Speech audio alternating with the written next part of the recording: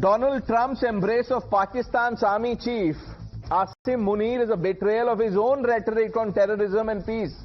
Once vocal about Pakistan's duplicity, calling it a liar and a terror haven for sheltering Osama, Trump now rolls out the red carpet for Munir, who is issuing nuclear threats against India from US soil.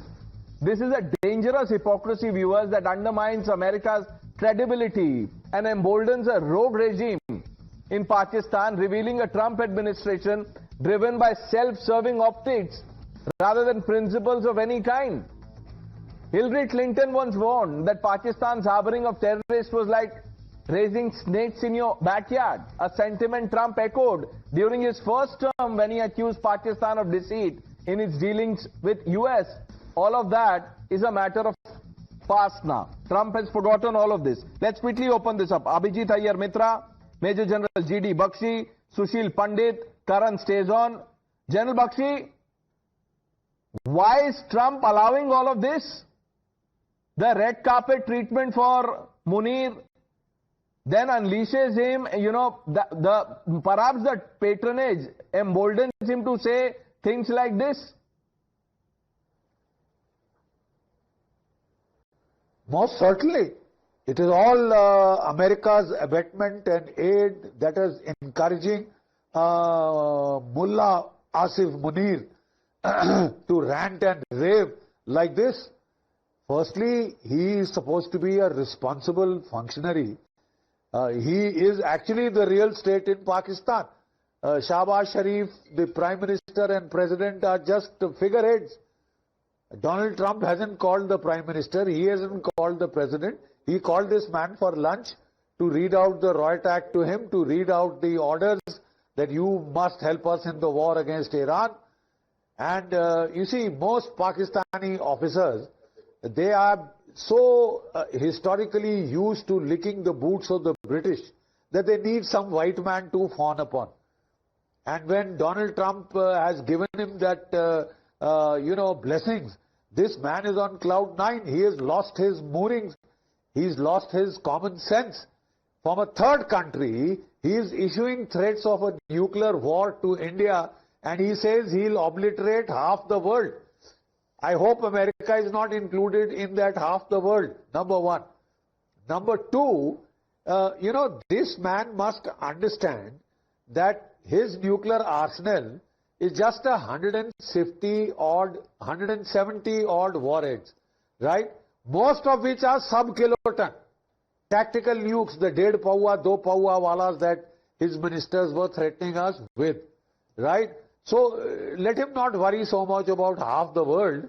Right. They will not suffice to save him.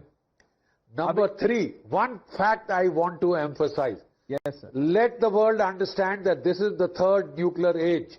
What is clearly evident from Op Sindoor is the lesson that a country with a small nuclear arsenal cannot hope to penetrate the modern integrated air defenses which are laid. If any proof was needed, we have it in Op Sindoor. Pakistan launched 1,200 drones, 90% were shot down. It launched 3 missiles, tactical ballistic missiles, 1 Shaheen, 2 Fateh, all 3. General Sahib, you're absolutely right, but this is less about Pakistan, more about Americans and what they are up to. Abhijit?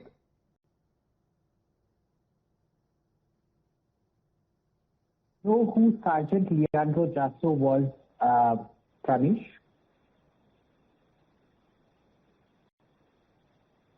Sorry, could you say that again, Abhijit?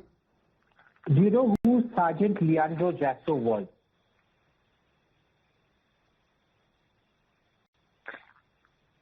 Can you hear me? Yeah, I can hear you now. Yeah. Do you know who Sergeant Leandro Jasso was? Go on. He was the first casualty, the first fatality in 2018 of a Pakistani planted IED when General Asim Munir was the head of the ISI. This is a family that voted for Trump. Today, Trump is calling the same fellow who killed their son into the White House. But mind you, he's not even calling him the way, you call a guest of honor into the White House. They get called as if you are living in a hotel and you are hiring an escort by the hour. They're brought in from the back door through the service elevator and taken up without any, fanfare, no photos, no nothing. Now, this has been the modus operandi of the Pakistani military for a very, very long time. I wish Asim Munir on President Trump and I wish Trump on President Asim Munir. They both deserve each other, number one. Number two, there is the issue out here that this is not the first time Pakistan has done this. You see all this bluff and bluster. They keep talking about hamare paas bum hai, hamare paas bum hai. Congratulations to them. We all know that these are unusable in a situation of nuclear deterrence. We have breached their red lines, their so-called red lines time and again. They have set 4 deadlines. The spatial deadline, if you capture too much territory, the economic deadline, the force depletion deadline, and the water deadline. All of them have been breached repeatedly. They have not activated their nuclear arsenal. So understand, when these Pakistanis say we will fight to the last man, they don't mean it. All of it is bluff. So let them do this. The fact that this has been done in America from their soil, very, very good. The Americans are seeing what they're cozying up to. They deserve it. The Pakistanis deserve the Americans. Let them rediscover each other. जब प्यार होता है ना, शादी कर लेते हैं लोग बहुत जल्दी से और फिर 1 साल बाद फिर डिवोर्स प्रोसीडिंग शुरू हो जाता है. शादी है बर्बादी, इन दोनों की शादी करा. I don't want to say anything on the last part of what you said, but Sushil Pandit, sir, what should India do? How should this be seen? Thank you, Pranesh, for having me in this conversation. I think India has nothing to do except sit and watch and take note, to quote in future and to remind the world and Trump as to what all they made happen. You must not lose sight of the fact that Trump hosted Munir in his office on a one-to-one for not just few minutes but several hours that included lunch as well. My information is that he's given Munir an errand, which is so important that Munir now is bloated up and is prancing about all over the world. This is his second visit to US in maybe as many months. And that errand, I suspect, is Abraham Accords number 2.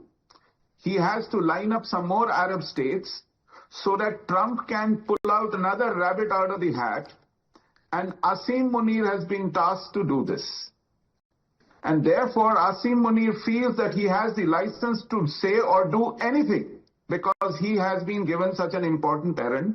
And that sums up the relationship between the two. It is very transactional. Trump has asked him to deliver a few things, and Asim Munir can't think of any less of himself than, a field marshal and an elevated head of a state. Right. So we need to just watch carefully. We have nothing to say or do in the process. It's between the two of them, Tweedledee and Tweedledum. And I'm sure they will embarrass each other more often. So, Pranesh, I think the American hypocrisy was always well known. But anyone who ever thought that it would change under Trump, I think they are in for a rude shock. Because right now, their credibility and this entire moral grandstanding that we are the paragons of democracy and we want to fight against terror, that's all flushed down the toilet, if ever it was. And this is now a reminder for all of us, I think, that we have to focus, one thing that we have to focus on is our nation's growth, our nation building. When Prime Minister Modi said Atmanirbhar Bharat, I think that was a clarion call. Whether in terms of defense capabilities or others, we have to build our nation. The Americans can do whatever they want. Pakistan can do whatever they want. It's us we have to focus on. And as a nation, we have to march on a path where we can defend ourselves, we can stand for ourselves. That is what we need to learn from this. They'll play their games. We need to focus on nation building. And like General G.D. Bakshi and Abhijit said, that Americans and Pakistanis are both exposing themselves. And Sushil Pandit says, let's, sit back and take note. Let's see how long this lasts. Viewers, I thank all of you for joining us on India Upfront. The news are with Navika Kumar coming up on the other side.